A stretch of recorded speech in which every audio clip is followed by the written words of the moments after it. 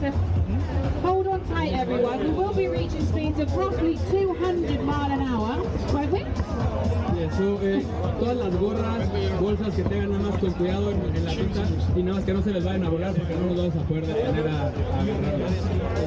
Sí, so we will be making our way into the amazing Forestol. Now, for me, this is one of my favourite parts of the circuit on the entire calendar. It is noisy, isn't it? It's well lit up. At the end of the race, they have a little party on it. It doesn't get any better than that. Eso, me presento, mi nombre es Pablo Pérez de Lara, somos pilotos, Chloe y yo, ella es piloto de GT en Inglaterra, yo corro los, ahí viendo, va a estar corriendo, y bueno, ahorita vamos a explicar un poquito de la pista también, y cualquier duda que tengan nos pueden preguntar también. So I was telling them good championship, Chloe's a really good racing driver, we also travel in some races with Formula 1, so this is also part of our job. Around a lap around the track, which is obviously one of my favorite tracks around the world. But I think also one of it has one of the whole F1 calendar, which is the Forestol. What do you think?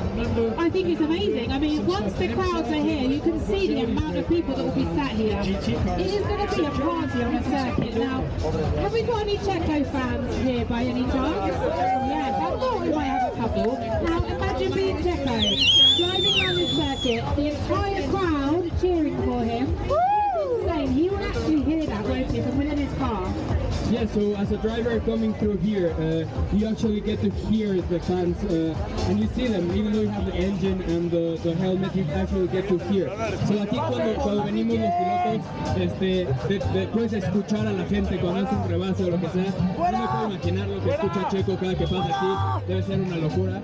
So I was telling them, it's nothing crazy for Checo when he feels coming through here. And you get that home field advantage and probably those extra tenths of lap time that the fan support will give you. Yeah, absolutely. Now, just talking about the circuit, it's one of the slower parts of the circuit, but you can actually get some good overtakes, and you'll be able to see that from any part of where you're sitting here.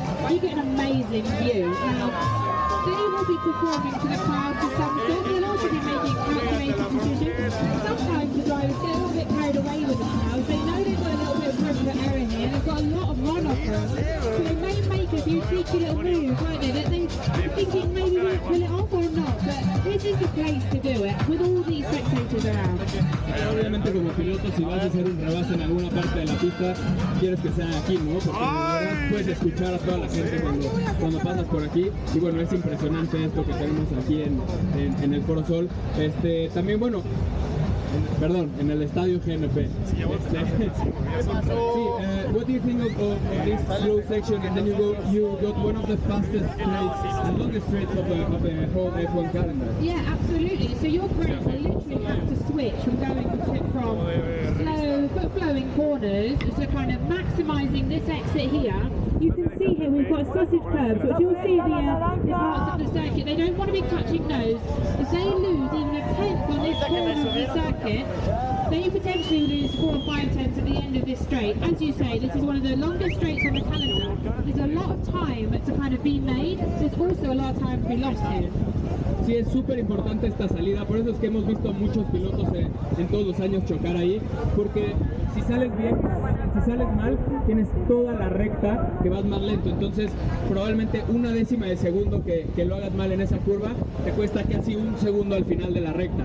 Es una de las rectas más largas que tenemos en todo el calendario, más de 1 kilómetro, y bueno, en 2016 fue el récord de velocidad tope en un Fórmula 1, lo tuvo Valtteri Bottas aquí, casi 378 kilómetros por hora, que es algo impresionante. So I was telling them, this is the straight with the fastest ever top speed, which was Valtteri Bottas in the 2016 Mercedes. Yeah, absolutely. Now, to set up a car for this type of circuit, we would have to run the wing kind of Monaco style. Now, the height in which we are in part of this country means that there's 10% less air density. So that means that the car kind of will go that little bit faster. So we have to kind of change that wing to give a little bit more grip to deal with that. So as you'll see, apart from maybe one section of the circuit, it's nothing like Monaco. But to run a car with that kind of setup is pretty funny. Sí, como pueden ver aquí del lado izquierdo tenemos el pit lane, van a ver todos los coches tapados Esto es una regla prácticamente nueva que a las 6:30 de la noche, no sé si vean en los equipos, algunos tienen unas pantallas con un cronómetro, pero tienen un curfew, le llamamos. A partir de las 6:30 de la noche, los ingenieros y los mecánicos ya no pueden tocar el coche, y si tienen que hacer algún cambio y si tienen que hacer alguna reparación, van a tener una penalización al día siguiente. I was telling about the curfew, which if they touch the car after a certain time in the night, they get a penalty for next day.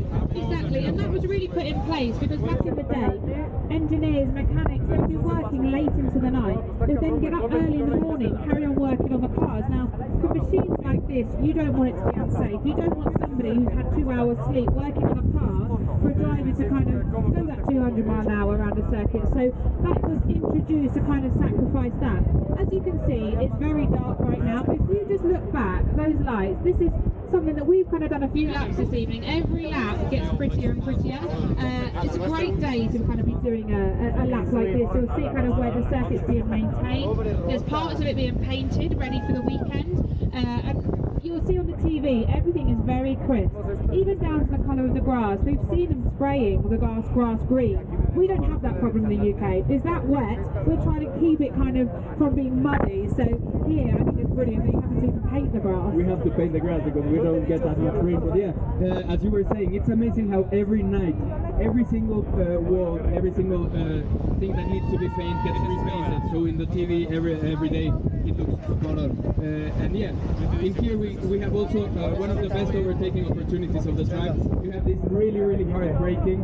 And you need, as you said, you need this type of corner after a long straight, so you have some kind of overtaking. Yeah, absolutely. To go from a straight this long, you then got the excitement of the next corner. Now, as a driver, your physical ability to drive around a circuit is obviously paramount. If you haven't got the mental stability to kind of deal with that, you'll never be as quick as the guy next to you. So for a straight that long, it gives a driver time to think, but it also gives a driver time to overthink and process things, which potentially can cause an error at the next corner. Sí, como dice, el trabajo mental que tienes que hacer como piloto es súper importante. Algún dato que creo que no es muy sabido, pero los ingenieros te tienen que estar recordando parpadear y tragar saliva, porque si no se te secan los ojos y la garganta. De lo concentrado que vas, estás hablando de décimas de segundo, entonces tienes que ir tan concentrado que hasta esas cosas se te olvidan y pasan a segundo plano. Entonces es súper importante el trabajo mental que tienes que estar haciendo como piloto, y por eso una recta tan larga te ayuda, porque a lo mejor puedes respirar, puedes relajarte un poco, no como en otras pistas que tienes rectas cortitas, entonces tienes que todo el tiempo estar trabajando.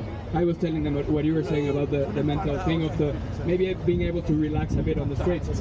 What can you tell us about the chicane we have over here? So here, obviously it's very different to the previous straight. So the car will have to be set up to kind of cater for all parts of the circuit.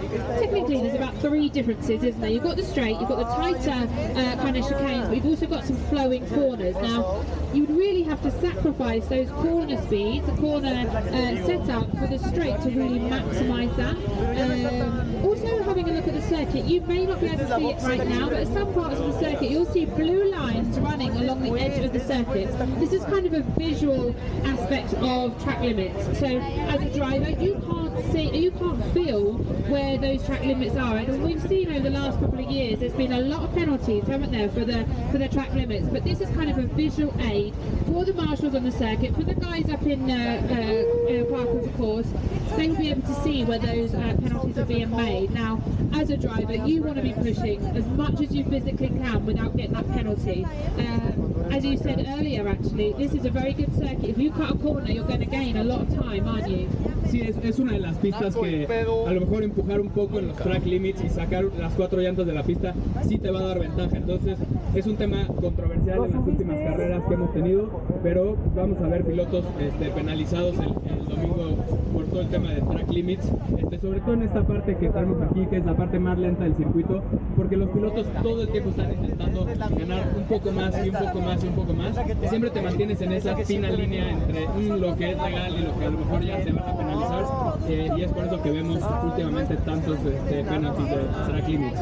Here we get to the slowest part of the track actually, and if I was a spectator, this is where I would watch it probably, because it's amazing all the section you get to see over here. Yeah, I mean, this is where some of the best overtakes are happening, aren't there? There's a little bit less control over the car due to the setup changes. You've also got a bit of runoff here, so if you look, it's hard to see in this light, but if the cars overshoot the corner, you've got a runoff here, and they can re-enter the circuit over there. We'll pass it shortly. Now, if they do that but gain the position, they will have to get that back or face a penalty. But like you say, this is where they're going to give it a go, isn't it? There's a lot of room for error. This is where they kind of want to make their spaces. Yeah, this is where we'll see most of the overtaking action, I think. This is where probably the only part of the track where you can try and overtake around the outside, you know, and this is also pretty good for the spectators, but also for the drivers. If you're a driver and you want to overtake, you have the opportunity to go also on the outside, makes it a lot easier for you. I agree, and actually over the last couple of years we've seen some great racecraft happening, and this is going to even change for the better in the next couple of years. So 2026 they're going to be making some changes to the car. They're getting rid of DRS. There's 3 DRS zones on this circuit, aren't there? But they're going to have more of a push to pass kind of aspect. They're going to make the car slightly narrower, slightly shorter, which means there's actually more room for racing. Now this circuit is lovely and wide. You've kind of got that chance to overtake, but when you go to circuits like Monaco or the street circuits, they're still very narrow. So these changes hopefully will make for better racing in the future. Sí, aquí vamos a llegar a una de las partes diferentes del circuito. Tenemos prácticamente las 3 combinaciones que hay en todas las pistas del mundo: rectas largas, curvas lentas y curvas rápidas. Las tenemos aquí, ¿no? Estas curvas súper lentas, las rectas rápidas en la primera parte de la pista, y las curvas rapidísimas que tenemos aquí en la sección de las S, es donde los pilotos tienen más carga G, que es algo impresionante. Y como para que tengan una idea de lo que es la fuerza G, si van a una agencia de Ferrari o Porsche y les dicen que quieren comprar el mejor coche y van a 200 kilómetros por hora y pisan los frenos lo más fuerte que puedan, probablemente van a llegar a 1.5 o 2 Gs. Y en estas curvas los pilotos de Fórmula 1 están llegando casi a 7 Gs laterales.